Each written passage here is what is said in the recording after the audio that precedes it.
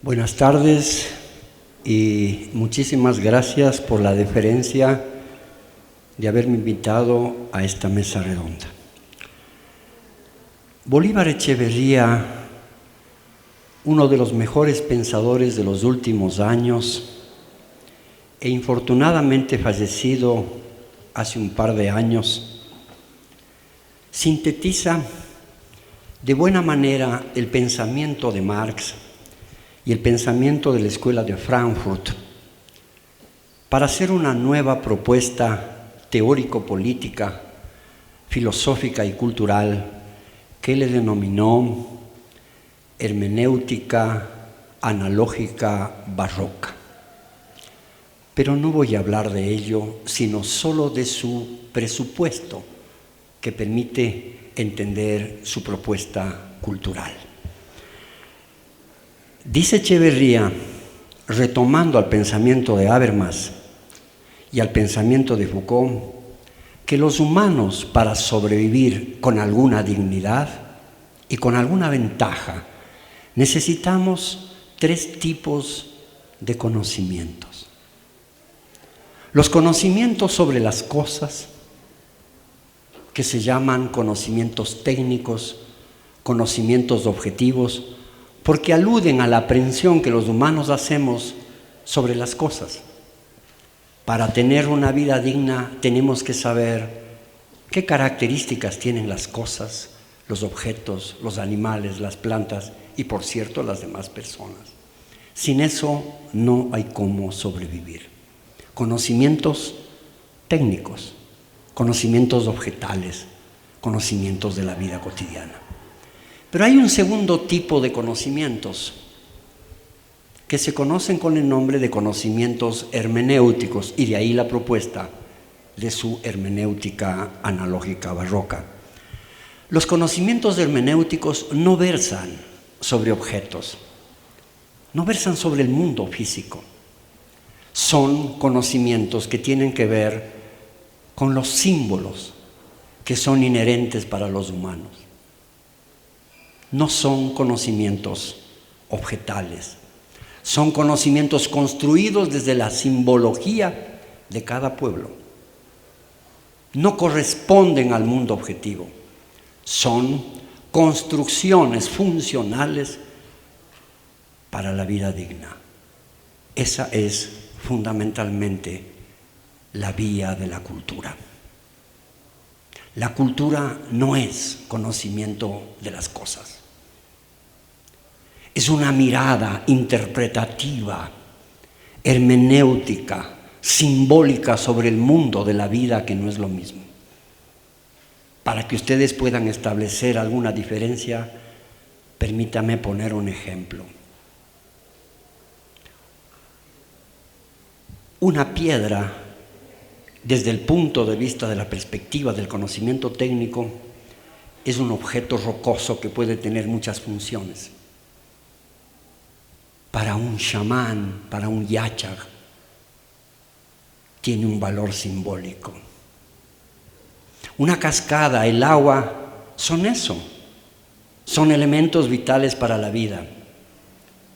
Pero en la medicina, la limpia, el uso lavatorio del agua no es un conocimiento técnico, sino un conocimiento simbólico. De eso está absolutamente llena la cultura. La cultura no se mueve en el mundo de las cosas físicas, sino en el mundo de los objetos simbólicos y hermenéuticos. Y el tercer tipo de conocimientos para tener una vida digna son los conocimientos emancipatorios, aquellos que no son conocimientos de cosas ni simbólicos, sino que son propuestas políticas para liberarnos de todo aquello que en alguna dimensión nos causa malestar, exclusión, sometimiento o dolor. No es conocimiento de cosas, son propuestas políticas para retirar de la vida y de la mente todo aquello que nos envilece y nos acanalla. Esa es la dimensión liberadora, emancipadora, irreverente del conocimiento emancipador, y que también, aunque no sea la función central de la cultura, también derivan de las propuestas culturales. Parto de esta idea por una simple razón. La gestión cultural tiene necesariamente, a mi modo de ver, que constituirse en un elemento de reposición. Todos nos pertenecemos a una cultura. Nadie se sale de su propia cultura, porque la cultura, metafóricamente, es la piel de todos.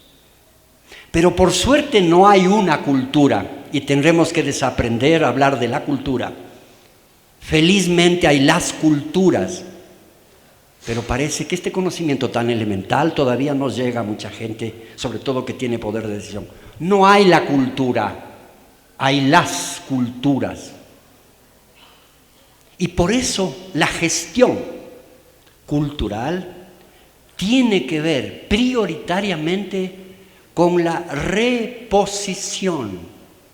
Tiene que reponer, tiene que reproducir, tiene que conservar y mantener todas aquellas manifestaciones simbólicas que identifican a una cultura. Esa es la función de la gestión cultural, la reposición. Y la reposición, a su vez, tiene que moverse al menos en 3 ámbitos. El ámbito material, hay que reponer la materialidad. La cultura es material, es física, es tangible, se ve, se oye, se siente, se come. La comida es parte de la cultura, el vestido es parte de la cultura. Las relaciones interpersonales son parte de la cultura, el lenguaje, eso es materialidad. Entonces hay que reponer. Pero no solo es una reposición material, tiene que ser una reposición de los valores simbólicos que identifican a los pueblos. La música, la poesía, el teatro, la danza, son manifestaciones privilegiadas de la simbólica cultural. ¿Qué es la poesía?, podría preguntar yo, y me atrevería a dar una mirada muy subjetiva. La poesía no es nada más que convertir en gozo estético el dolor subjetivo. Esa dolorización gozosa es simbólica. Y así podríamos hablar de cada una de las manifestaciones culturales. La gestión cultural tiene que reponer, reposicionar, reproducir, conservar con dignidad y autoestima la identidad cultural de cada grupo. Pero la función de la gestión cultural no puede ser solamente conservadora, porque la reposición es sin duda valiosa, pero es conservadora. La gestión cultural, además, tiene que ser innovadora, emancipadora, liberadora y políticamente emergente. No porque hable de la política, sino porque nos convoca a tener nuevas miradas sobre el mundo y sobre la realidad. La poesía es revolucionaria no porque habla de la revolución, sino porque nos cambia la mirada sobre el mundo. Entonces la gestión cultural tiene necesariamente que ser innovadora.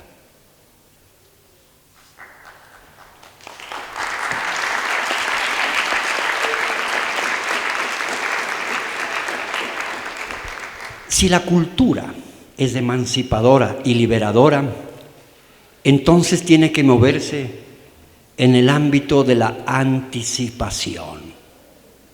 No puede esperar que algo suceda para proponer, sino que tiene que adelantar o anticipar la gestión cultural. no es a posteriori, tiene que ser a priori, antes que, no después de. Si no, no es, a mi modo de ver, una gestión cultural precisa. Pero aquí entramos en el terreno de qué nos liberamos, de qué nos emancipamos. Yo me adelantaría, a fuerza de ser irreverente, a plantear algunas líneas de innovación de la gestión cultural. La una, suspender la idea de que todos tenemos la misma cultura y avanzar hacia la noción de la diversidad cultural. Por eso es que cualquier ley centralizadora es atentatoria a la diversidad cultural. Porque subordina a una manifestación cultural, sin duda legítima, otras que la historia infortunadamente invisibilizó. Y no estoy pensando solamente en las manifestaciones culturales étnicas, por ejemplo, de los pueblos indígenas o afros, aunque la palabra afros no es adecuada, ni tampoco la palabra indígenas. Pero hay otras manifestaciones culturales transversales que tenemos que dejarlas ver, oírlas, reconocerlas, aceptarlas en el ámbito de la igualdad cultural. Pero esto implicaría que la única forma de visibilizar a culturas que han estado ocultas por un poder político que les niegue el derecho a visibilizarse, la única opción sería que la gestión tenga una actitud casi religiosa, que es la preferencialidad. En sociedades inequitativas, la única forma de corregir la inequidad no es la meritocracia, sino la preferencialidad. Aquellos que están invisibilizados deben ser preferidos. Aquellos que han sido excluidos deben ser preferidos. La gestión, a mi modo de ver, si quiere ser emancipadora, debe ubicarse en el ámbito de la preferencialidad. Y, a mi modo de ver, abandonar algo que está tan naturalizado, tan cosificado en la mente de la mayoría de los ecuatorianos y que algunos autores le llaman la colonialidad y que yo preferiría llamarle el arielismo. El Ecuador es un país libre de la colonia española desde hace casi 200 años. No obstante, la estructura mental de la subordinación a la autoridad colonial se reproduce en la microfísica de la conciencia. Eso se llama colonialidad. Catherine Walsh, una profesora de la Universidad Andina,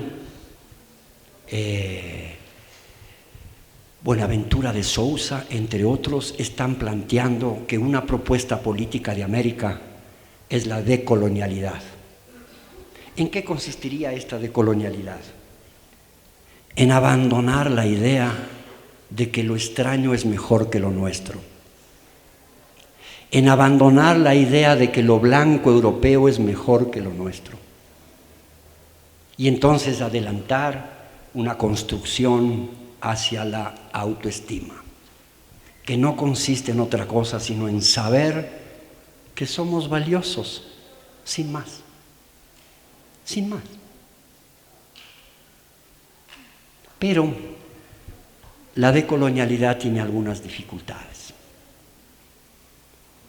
La decolonialidad, el abandono del pensamiento sometido a una presumible cultura superior, tiene algunas dificultades.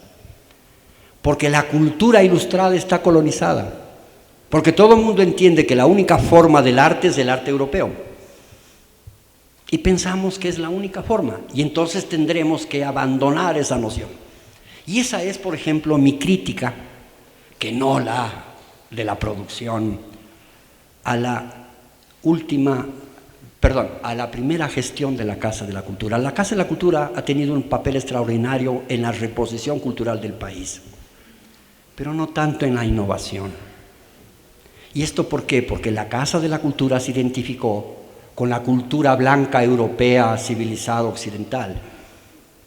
Y en el pasado, no digo ahora porque tengo entendido que hay una serie de eventos que apuntan en esta dirección, pero en el pasado la Casa de la Cultura era la cultura ilustrada, era la cultura grecolatina, y entonces era la danza europea, y era la poesía europea, y abandonaba el nicho de nuestra identidad. Esa es la colonia. Y entonces tendremos que avanzar ¿hacia dónde? A superar ese arelismo que nos hace imaginar que somos culturalmente inferiores cuando no tiene sentido, ¿verdad? Entonces la decolonialidad, a mi modo de ver, o la emancipación, es una tarea urgente desde la gestión cultural. Y finalmente, por razones de tiempo, me gustaría decir lo siguiente. Ustedes habrán notado que la cívica, felizmente, desde mi opinión interior, está en disolución. Y ojalá por mí fuera extinta. Porque la cívica era una actitud de casi religión laica que nos convocaba a los ciudadanos a valorar al poder, al Estado, que se representaban en los símbolos. Y entonces los ciudadanos teníamos que subordinarnos al poder en nombre de lo cívico. Hoy, desde hace más de 60 años, la izquierda judía logró establecer que es al revés. Es responsabilidad del Estado garantizarnos nuestros derechos y no nosotros velando por el Estado. Esa es parte de la colonia. Y entonces me gustaría que sepan que la responsabilidad social como concepto de gestión surge justamente para llenar el vacío de la disolución de la cívica. La cívica era cómo los ciudadanos rendimos culto a la patria que en el fondo era el Estado, y el Estado es el poder. La gestión como responsabilidad social nos devuelve el derecho inverso: exigir las garantías de una sociedad digna. Eso es gestión. Entonces la gestión nunca es vertical, al revés, es perfectamente democrática y horizontal. Allá, en mi modo de ver, apuntan las mejores ideas de la gestión cultural. Muchas gracias.